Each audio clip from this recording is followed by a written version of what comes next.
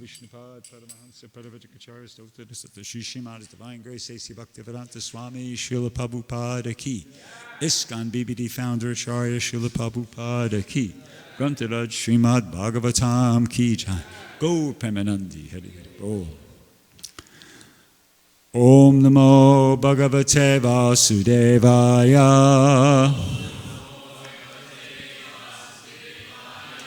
Om Namo Bhagavate Vasudevaya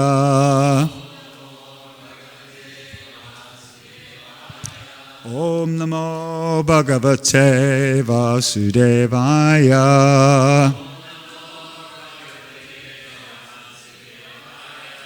So reading from Srimad Bhagavatam, 3rd Canto, Chapter 9, Text 37.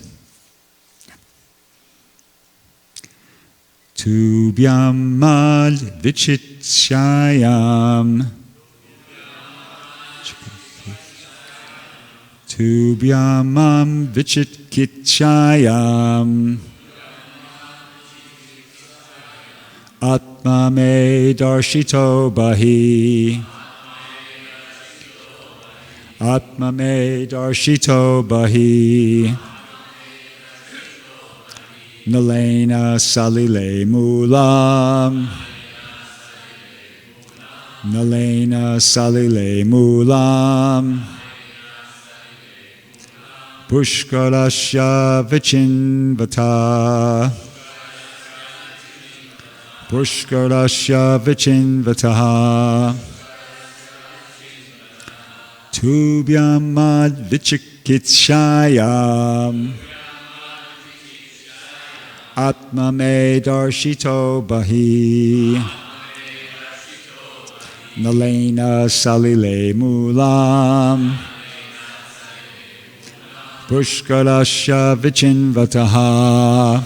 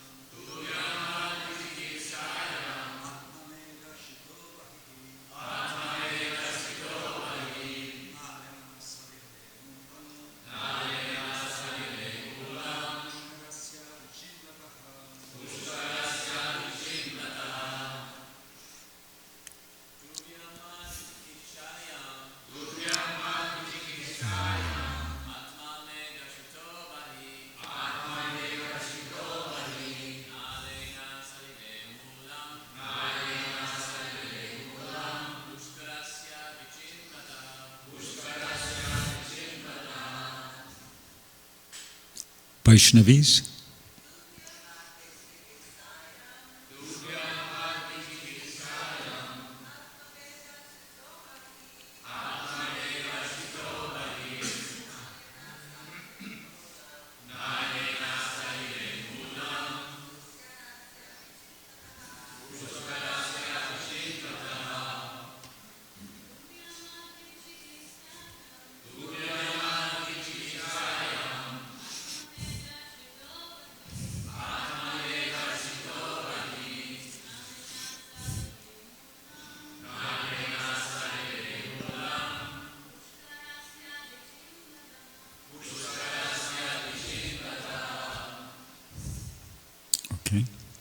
Tubhyam unto you, mat me, vichiktiksayam, on your trying to know, atma, self, me, of myself, darshitaha, exhibited, abahi, from within, nalena, through the stem, salile, in the water, mulam, root, pushkarasya, of the lotus, the primeval source, vichinvataha, contemplating. Translation and purport by His Divine Grace, A.C. Bhaktivedanta Swami Srila Prabhupada. This is Lord Garbhodakshai Vishnu speaking.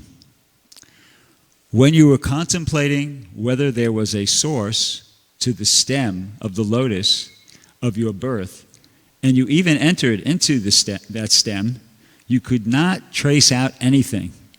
But at that time, I manifested my form from within. Purport. The personality of Godhead can be experienced only by His causeless mercy, not by mental speculation or with the help of the material senses. Material senses cannot approach the transcendental understanding of the Supreme Personality of Godhead. He can be appreciated only by submissive devotional service when He reveals Himself before the devotee. Only by love of Godhead can one know God, and not otherwise. The personality of Godhead cannot be seen with the material eyes, but He can be seen from within by spiritual eyes opened by the ointment of love of Godhead. As long as one's spiritual eyes are closed due to the dirty covering of matter, one cannot see the Lord. But when the dirt is removed by the process of devotional service, one can see the Lord without a doubt. Brahma's personal endeavor to see the root of the lotus pipe failed. But when the Lord was satisfied by his penance and devotion, He revealed Himself from within with no external endeavor. Om Ganatimirandasya Jananjana Shalakaya Chakshurun Militam Yena Tasmai Shri Gurave Namaha Shri Chaitanya Manobishtam Stapitam Yena Bhutale Swayam Rupa Kadamayam Dadati Swapadantikam. So this chapter is entitled Brahma's Prayers for Creative Energy. And at this point in the chapter, we've already heard those. That's past. And now what we're hearing is Lord Garbhodakshai Vishnu's response to Lord Brahma's prayers. And in this translation, Lord Vishnu, I'll refer to him as Lord Vishnu from this point onwards, is pointing out to Lord Brahma, from his statement we could understand that he heard Lord Brahma's prayers and he was aware of what was going on entirely, Lord Brahma's situation, before he offered the prayers. And he's specifically bringing attention to the point that Lord Brahma, initially, in his attempt to understand this, Garbhodakshai Vishnu's situation, was unsuccessful. And he's pointing out that he entered into the stem of the lotus, but could not trace out anything. And Lord Vishnu says, at that time, I manifested my form from within. So, as Jutta Karmabu pointed out several classes back, the Bhagavatam is a conversation within a conversation within a conversation. Actually, I did a little bit of meditating on it this morning. It's actually, this is a conversation. You could say it's a conversation. It's a short conversation, but it's a conversation between Lord Brahma and Lord Vishnu. Lord Brahma is offering prayers, and Lord Vishnu responds. So let's call it a conversation. And it's being presented to us within a much bigger conversation that's taking place between Maitreya Muni and Vidura. Vidura has been inquiring from Maitreya Muni on different subject matters after being directed to him by Uddhava. Vidura was on pilgrimage, as we remember, and he was fortunate enough to run into Uddhava, and he inquired from Uddhava about transcendental subject matters. Uddhava was on his way to Badarik Ashram. He was instructed to go there by Krishna himself before Krishna departed. And so Uddhava and Vidura had some exchange, and then at some point Uddhava told Vidura that he should inquire for further inquiries, for his responses to further questions of his, he should approach Maitreya, who happened to be in the vicinity. And the reason was that Uddhava was aware that Maitreya was senior to him in age and closer to Vidura in age, and also he was on his way to Badarik Ashram, and he kind of wanted to get going. And so he directed him to Maitreya. So now Vidura is speaking with Maitreya, and he's asked a lot of questions. And then at one point, I can't remember the question Vidura asked, but Maitreya, in response to his question, described how he said, now I'm going to explain to you the Bhagavatam. Maitreya presented like this, I'm going to now speak to you to the Bhagavatam. So one might say, well, wait a second, what we're hearing up till this point? Well, it's also Bhagavatam, but anyway, that was what Maitreya said. And at that point, Maitreya gave us background information as to how he happened to be privileged to have the knowledge of the Bhagavatam. Maitreya explained that he's in a lineage, he's in a different disciplic succession, which began with Sanat Kumara and his brothers, and he describes how at some point in time they approached Lord Sankarshan, who was resting on the Garbhodak ocean and with his eyes half closed, and they inquired from him, and they were instructed by Garbhodak Vishnu. Subsequently, the Sanat Kumar, he instructed Sankyayana Muni. Sankyayana Muni, who then instructed both Parashara and Brihaspati simultaneously. Parashara, who is actually the spiritual master of Maitreya, he was directed by another sage, Pulastya, to instruct Maitreya Muni, which he did. So that's how we're leading up to what we're hearing about now. So Maitreya Muni, after describing his lineage to Vidura, began to explain what was going on in the universe. He started to describe to Vidura how Garbhodak Vishnu was lying on the Garbhodak ocean in sort of like a mystic slumber, his eyes half closed, and the living entities, this was at the end of a day of Brahma, I believe, because the living entities were there, and they were kind of like, what's the word? Desiring to get active again. It's the energy is referred to as Kala Shakti, due to the force, the influence of Kala Shakti. They were desiring to get active again, and then as a result of that, a stem budded, from the body of Garbhodak Vishnu. That was the origin of the lotus. There was some kind of relationship there between the desires of the living entities, the conditioned souls who were at that point dormant in their subtle bodies within the body of Garbhodak Vishnu and desirous to engage in fruitive activities again. And that was a big part of the reason why that lotus emanated from the navel of Garbhodak Vishnu. And then Lord Brahma came into being at that point. So that's described there. And then it's described how when Lord Brahma became aware of his situation, of his own existence, he was on top of the lotus flower, and it's mentioned that he didn't understand who he was, where he was, or what he was supposed to do. He was like bewildered at that point. And he was trying to understand, well, what do I do? So he realized, okay, I'm on a lotus flower. Let me go down and see where this is coming from. So he tried that. And it's described he went down into the Garbhodak ocean to try to get some understanding about, what's going on here? Where is this thing coming from? What's my origin? But he was unsuccessful. And he returned to the top of the lotus flower, and he decided, since that was a failure, that is mentioned in today's purport, his personal endeavor to see the root of the lotus pipe failed.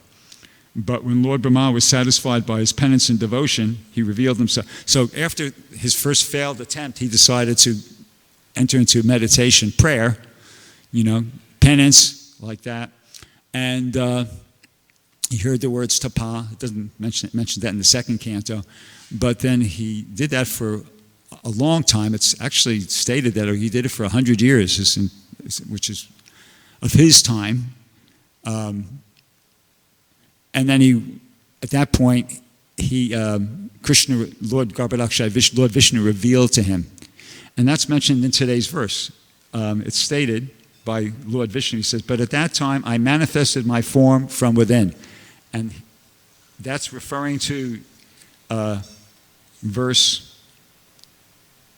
relates to verse 22 of the previous chapter, wherein it said, at the end of Brahma's 100 years, so Lord Brahma was meditating for a long time. He was performing that penance for a long time.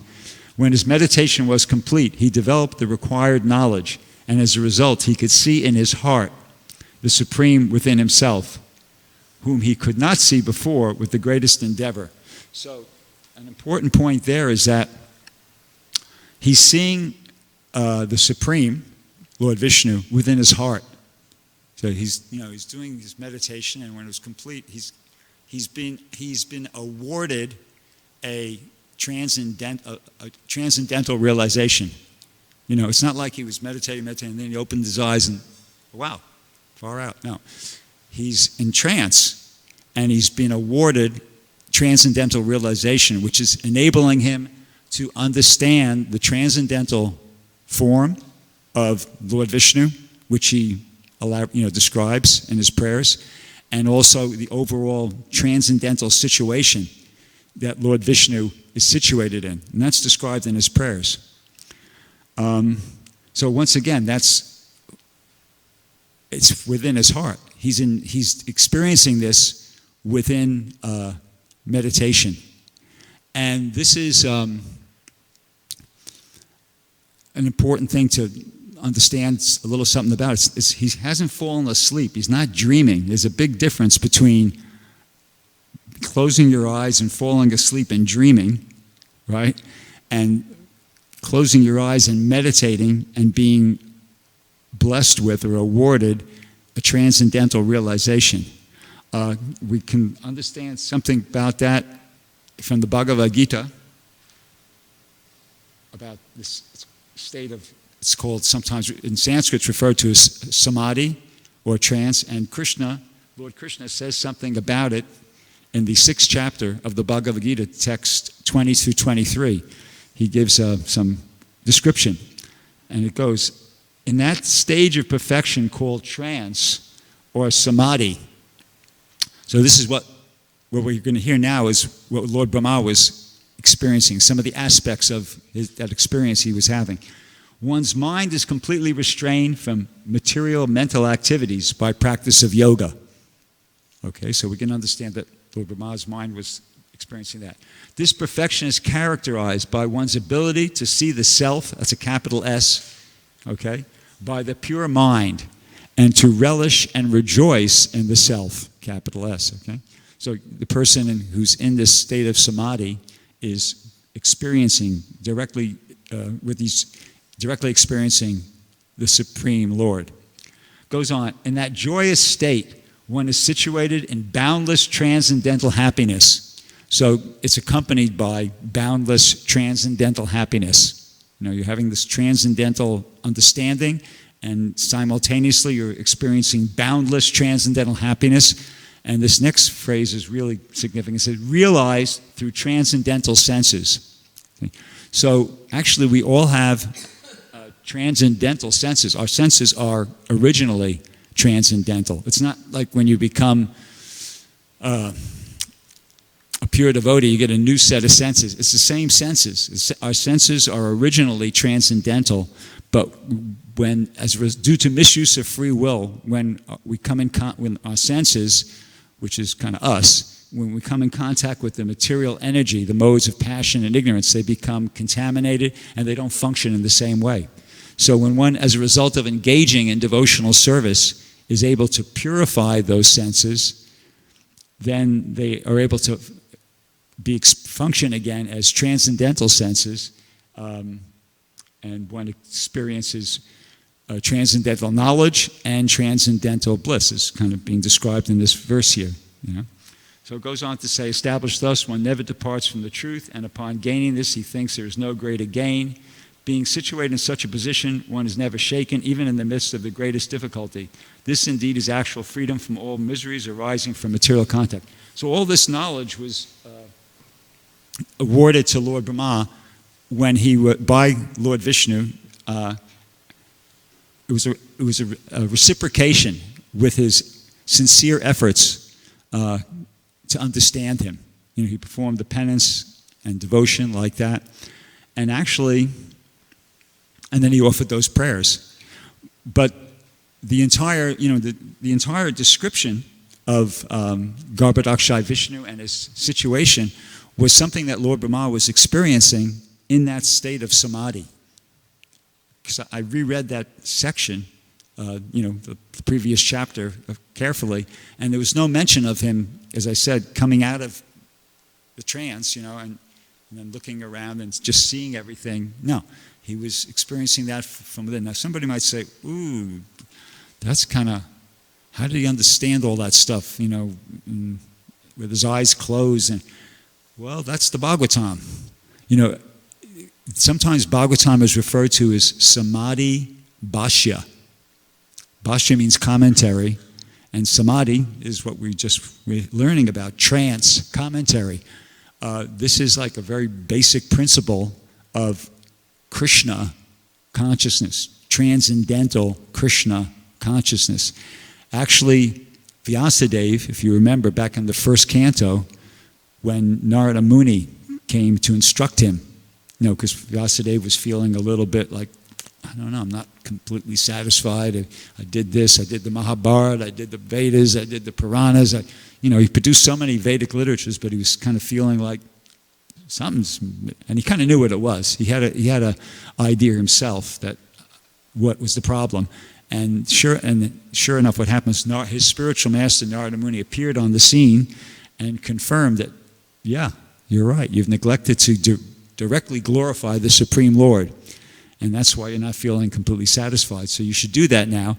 And he told him how to do it. He said, now meditate in trance on the pastimes of the Lord and then describe them. So the whole Bhagavatam is is coming to us from Vyasadeva, who was meditating in trance, in samadhi, on the instruction of his spiritual master. And everything was revealed to him.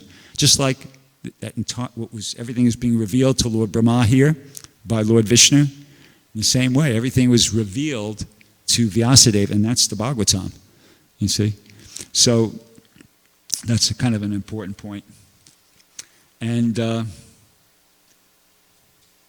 that revelation took place because they were purified souls. And explained here in the last sentence of the purport, when the Lord is satisfied by one's penance and devotion, he reveals himself with no external endeavor. So we have to be striving for that. We have to be striving to qualify ourselves to be eligible, to be awarded this revelation by the Lord from within the heart. And in the 10th chapter of the Bhagavad Gita, Krishna talks about this in those two famous verses, Tesham satata yuktanam bhajatam pritipurvakam Dadami buddhiyogam tam yena mam upayantite tesham eva anukampartam aham agyana jam tamaha nasyami atmabhavashto jnana dipena bhashvata. That Krishna says that to those who are constantly devoted to worship me with love, I give them who are performing penances with devotion, same thing. I give them the intelligence by which they can come to me. He says, out of compassion for them, I who am dwelling within their heart, destroy with the shining lamp of knowledge the darkness born of ignorance. It's basically the same thing. Krishna reveals. Krishna enlightens from within, and he reveals himself. He reveals himself. He reveals transcendental knowledge, everything. That's the process. So, so we have to try to follow in the footsteps of Lord Brahma, and as he did, he gave up the personal endeavor. His first attempt was at personal endeavor. He went down, tried to go down into the lowest lotus stem and figure out his origin like that. But then he realized, no, this is not going to work. So he went into penance, ta-pa, which he heard those syllables and he understood that meant to do the meditation and perform the penance. And as a result of that, Lord Vishnu revealed himself. So in the same way, we have to perform the penance. And so for us, what is penance?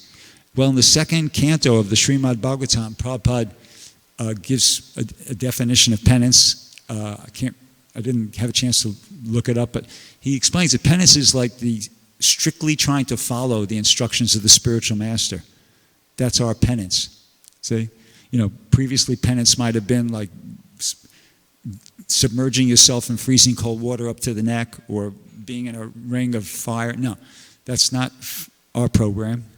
Prabhupada explained in that second canto that our penance is to try to strictly follow the instruction of the spiritual master. And if you're doing that, you're performing penance and you're on track, for becoming qualified to being awarded this transcendental realization similar to Lord Brahma. And so we have to analyze and ask, okay, well, so what are the instructions, we all know most of the instructions, to chant attentively and avoid the 10 offenses and, attend the program, etc., etc. One particular instruction that I'd like to draw everybody's attention to, because it's that time of year again, is Prabhupada's instruction to distribute his books. That's also an instruction of the spiritual master. In the 9th chapter of the Bhagavad Gita, there's two interesting passages here.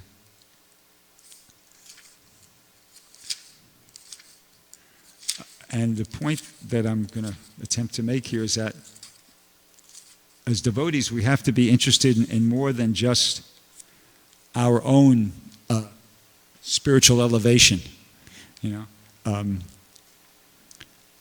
Archita quoted this little passage here a few classes ago.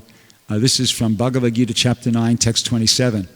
Prabhupada talks about meditation. He says, nowadays people are very much inclined to the meditational process, which is not practical in this age. But if anyone practices meditating on Krishna 24 hours a day by chanting the Hare Krishna mantra around his beads, he is surely the greatest meditator and the greatest yogi, as substantiated by the 6th chapter of Bhagavad Gita. So Prabhupada's referring to that verse, Yoginam api sarvesham. So that's penance. For us, penance is chanting on our beads, around the beads, whenever possible, 16 rounds minimum, and then as much beyond that as you can. That's for us. But then in a previous purport to chapter text number 25, that same chapter, Prabhupada says, the Krishna conscious movement is therefore distributing sublime information to the entire human society to the effect that simply by chanting the Hare Krishna mantra, one can become perfect in this life and go back home, back to Godhead. See? So that's part of it too. Notice we're supposed to chant ourselves, but from this sentence we can understand that we're part of the Krishna conscious movement. So Prabhupada says the Krishna conscious movement is therefore distributing sublime information to the entire human society. So we have to get on board with that. We have to become part of that program to distribute this sublime information to human society, that simply by chanting the Hare Krishna mantra, one can become perfect this life and go back home, back to Godhead. So, how do we do that? Well, there's different ways to do it. I mean, you could do it by going out on Harinam, for sure. You could do it by just, when you meet people, telling them like that. But you could also do it, and I think this was Prabhupada's idea, you could also do it by distributing his books. Because his books are just loaded with information about, why we should chant Hare Krishna, the importance of it, the entire philosophy, behind the whole thing. And if somebody gets one of Prabhupada's books and reads it, if they're fortunate, they will get inspired to take up this way of life, to take up this philosophy and chant Hare Krishna. So that's, I think, our first and foremost program to do what Prabhupada is saying here in this sentence. The Krishna conscious movement is therefore distributing sublime information to the entire human society to the effect that simply by chanting the Hare Krishna mantra, one can become perfect in this life and go back home, back to Godhead. And to support that statement I just made, I'd like to read just a paragraph. This is from the 10th canto. It's the prayers of the demigods to Lord Krishna within the womb. And in a purport to one of the verses, Prabhupada included this particular paragraph, and it supports this point I was just trying to make. It goes like this. Prabhupada says, the word kriyashu, meaning by manual labor or by work, is important in this verse. One should engage in practical service to the Lord. And now he's talking, he says, in our Krishna consciousness movement, we're here, like the Krishna consciousness movement, all our activities are concentrated upon distributing Krishna literature. This is very important. Why? Because it's the way to get that information to people that simply by chanting Hare Krishna, they can go back home, back to Godhead. This is Prabhupada's plan. This is the way to do it. See, so that's why that's why all our activities in the Krishna conscious movement are concentrated upon distributing Krishna literature. And then Prabhupada says, this is very important. And he goes on to say, one may approach any person and induce him to read Krishna literature so that in the future he may also become a devotee. So you have a license. You're never a nuisance or a pest. Sometimes when you're approaching total strangers, people can make you feel like that you're just bothering us, stop bothering us. But no, we are authorized by Prabhupada, who's authorized by Lord Chaitanya, who's authorized by Lord Krishna, to approach anyone and induce them to read Krishna literature. So not only you're not a nuisance or a pest out there, you're the most relevant, authorized person out there. You're the only, because everything else is just a waste of time. This is what's really important, that approaching that person and trying to induce him to read Krishna literature.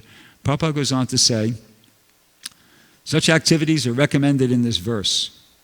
Kriyashu yach twach charanara vindayo. Such activities will always remind the devotees of the Lord's lotus feet. So somebody might be thinking, okay, I'll do it, but I'm afraid I'm going to fall into Maya. There's so much nonsense out there. I'll do it, but it's at the expense of my Krishna consciousness. I know I'm not going to be able to remember Krishna the way I can when I'm in the temple, in the kirtan, or whatever. No, that's not our philosophy. According to Prabhupada here, Prabhupada says that such activities, the activity of trying to, get somebody else to involved in devotional service, that activity will always remind the devotee of the Lord's lotus feet. See? So if we shouldn't think like that I'm going to go out on Sankirtan and I'm going to get covered over. No. You're going to go out on Sankirtan and you're going to get enlightened.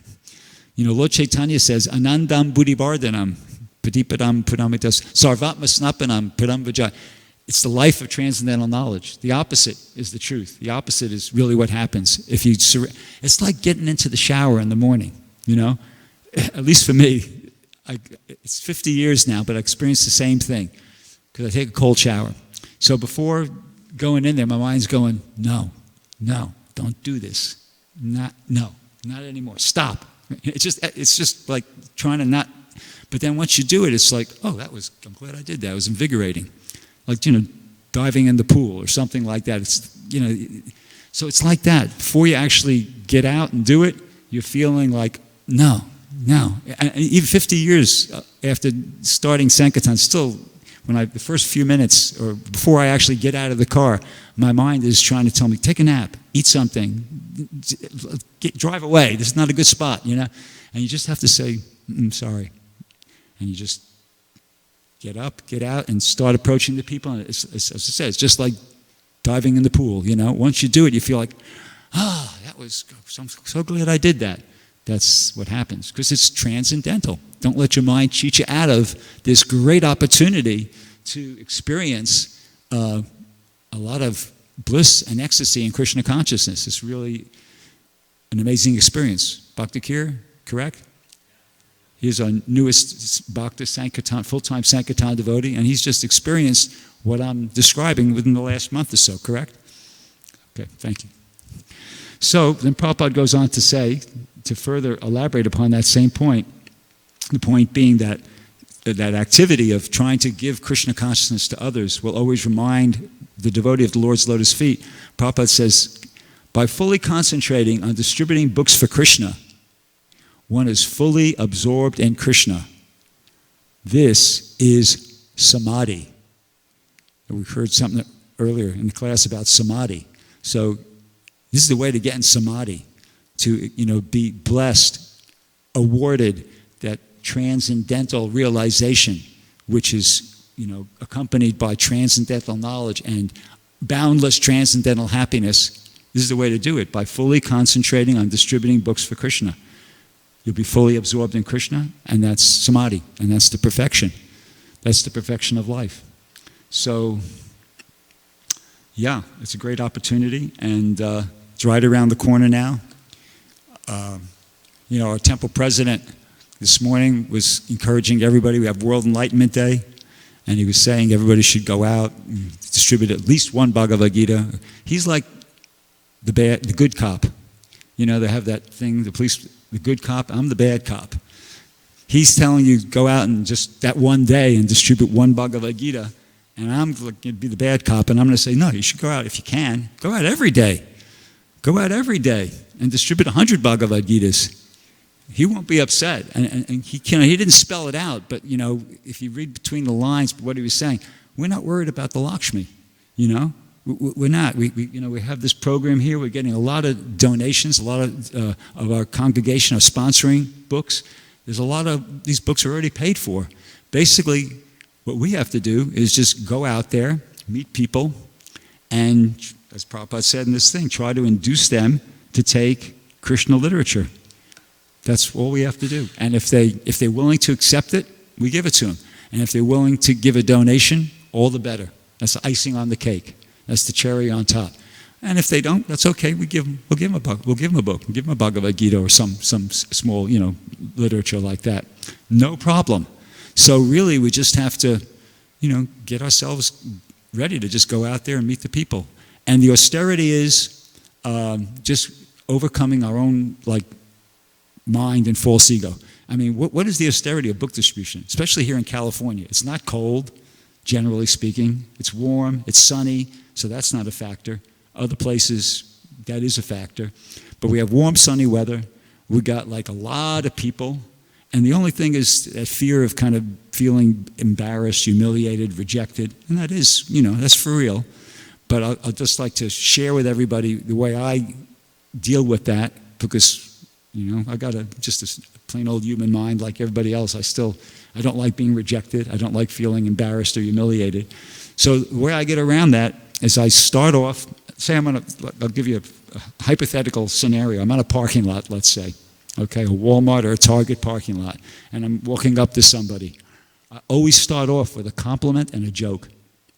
And I'll tell you the exact compliment and joke I use. You don't have to use this. It might not be appropriate for you, but the principle is the same. The principle is compliment and joke.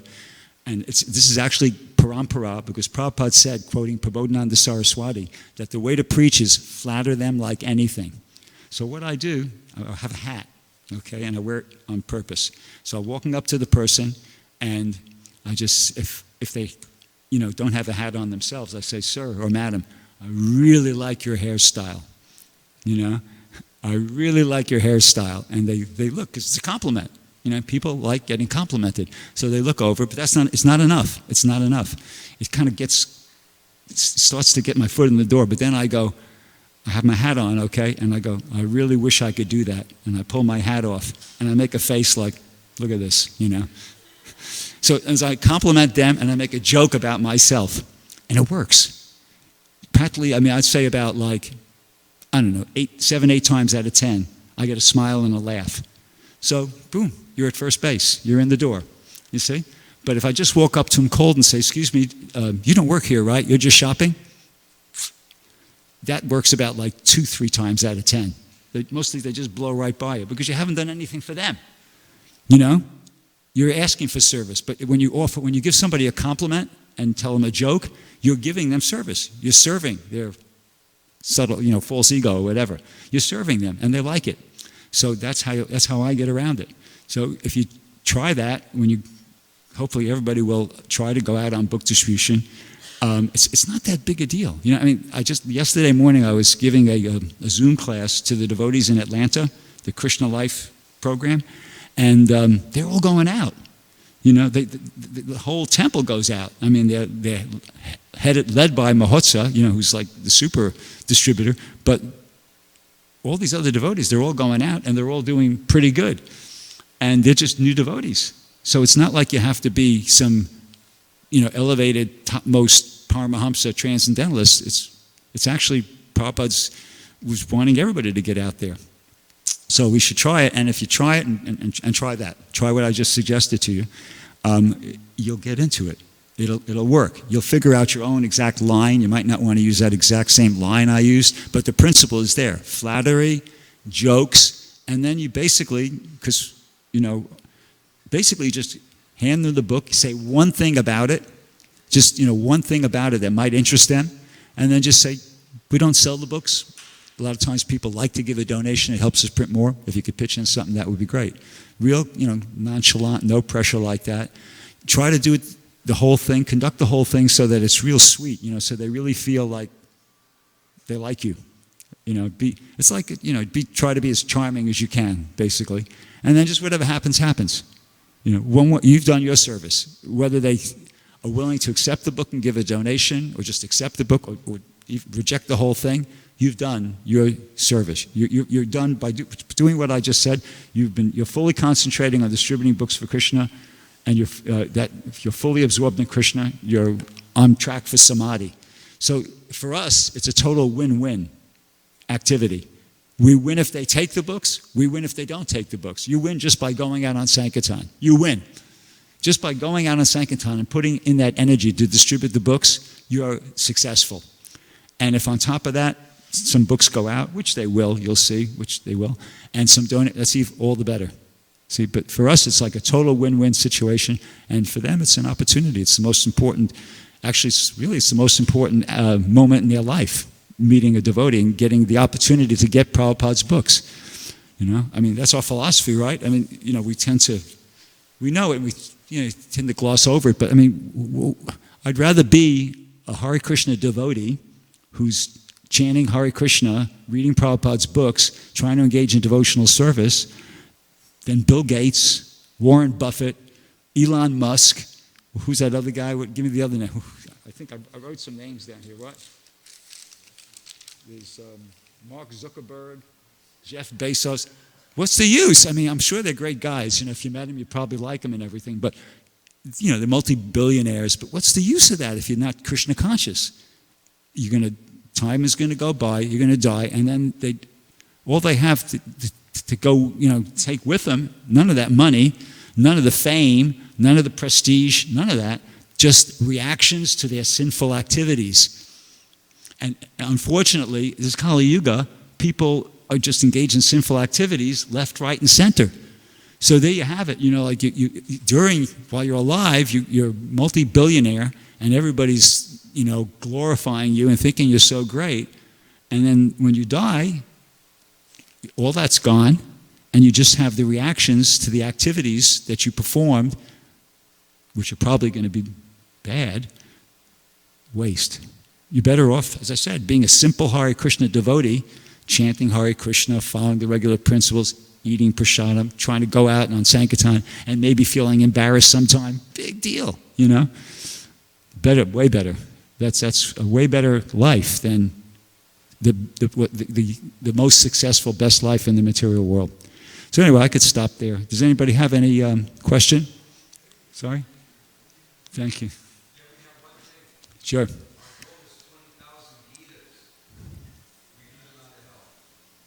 Yeah, 20,000. That's not a lot. We could do it. Basically, right now I could tell everybody the program, aside from what I already said. Just get the books, go someplace. Go someplace where there's people. That's a good idea. And then when you get there where there's people, walk up to the people and try that. Give them a compliment. Say a joke. Hand them the book. Tell them one thing about it, just one little thing about it, and then ask for a donation in a very nonchalant way. And if you need ideas where to go, really just any parking lot. And you might get kicked off. Don't worry. Then just hop in your car and go to the next one. And something I do just to kickstart you, make it. I use their shopping carts. When I show up at a Target or a Walmart, I take my books and I put it in the Target or the Walmart shopping cart, and I just push it around like I'm a shopper. And the other shoppers, they think you're a shopper. So it works. And the security, they think you're shopping because you're in the cart there, you see. And it takes them a while to figure it out. If they do figure it out after a while, and then you might be asked to leave. But usually I get away with it quite a few times before they kind of figure out, hey, this guy's using our carts to sell to our customers in our parking lot. Yeah, Archita Prabhu.